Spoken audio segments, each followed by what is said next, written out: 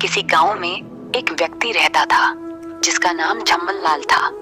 झम्मन लाल इतने आलसी थे कि अगर उनके पास से कोई शेर भी गुजर जाए तो वो ये सोचकर भी नहीं भागते थे कि कौन फालतू में पसीना बहाए। शेर को भूख लगी होगी तो खुद ही पास चला आएगा। एक बार की बात है, झम्मन लाल एक आम के बगीचे में पेड़ के नीचे लेटे हुए थे। तभी एक पका हुआ रसीला आम पेड़ से गिरा और सीधे उनकी छाती पर आ गिरा।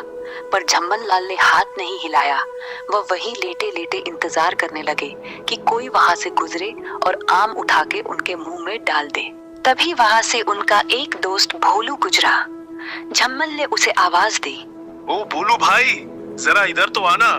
भोलू पास आया और पूछा, क्या हुआ झम्मन, सब खैरियत तो है? झम्मन बड़ी ही धीमे आवाज में बोले, भाई ये आम मेरी छाती पर गिरा है, जरा इसे उठाकर मेरे मुंह में डाल दो ना, तुम्हारी बड़ी मेहरबानी होगी। भोलू हैरान रह गया और उसने कहा, हद है यार, हाथ भी तुम्हारे पास है और मुंह भी तुम्हारे पास है, फिर भी तुम मुझसे कह रहे हो, तुम सच में महाआलसी हो।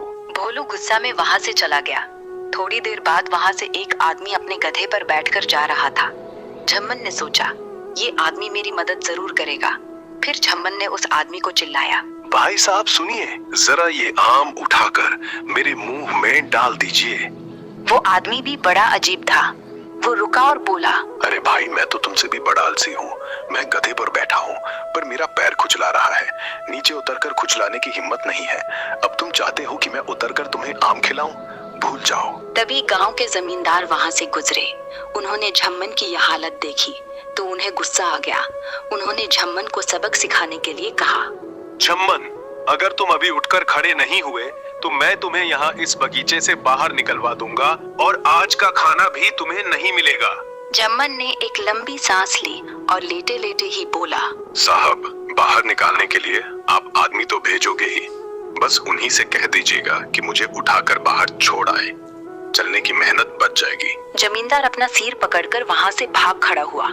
उसे समझ आ गया कि झम्मन को सुधारना नामुमकिन है। जमींदार के जाने के बाद शाम ढलने लगी। तभी झम्मन को दूर से कुछ सरसराहट की आवाज सुनाई दी। उसने देखा कि झाड़ियों से एक कुत्ता बाहर निकला और वो काफी भूखा भी लग रहा था।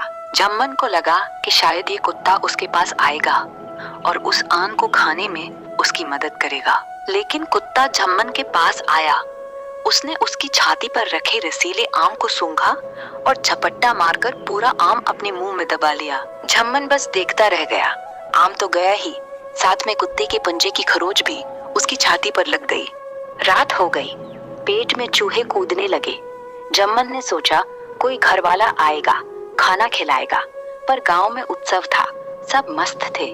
किसी को याद नहीं रहा झम्मन बगीचे में पड़ा है। पूरी रात मच्छरों ने झम्मन का बुरा हाल कर दिया। हाथ हिलाकर मच्छर उड़ाने में भी उसे आलस लग रहा था। सुबह होते होते झम्मन की भूख और प्यास इतनी बढ़ गई कि उसका गला सूखने लगा। उसे एहसास हुआ अब वो उठ नहीं पाएगा तो प्यास से मर जाएगा। पास में ही एक कुएं से पानी खींचने की आवाज आई। झम्मन ने सारी ताकत झोंकी और लड़खड़ाते हुए उठ खड़ा हुआ। वो धीरे धीरे कुएं की तरफ बढ़ा। वहाँ उसने खुद पानी खींचकर पिया। उस ठंडे पानी का स्वाद दुनिया के किसी भी पकवान से बेहतर लगा। उसे धीरे धीरे समझ आ गया कि बिना पैर हाथ हिलाए मिली चीज से सिर पेट भरा जा सकता है, लेकिन मेहनत से कमाई चीज से रूह को सुकून मिलता है। झम्मन अब आलस छोड़ दिया। अब जो करना होता वो खुद करता। धीरे धीरे लोग आलसी कहना बंद कर दिए। अब वो गांव में ठाठ से रहने लगा।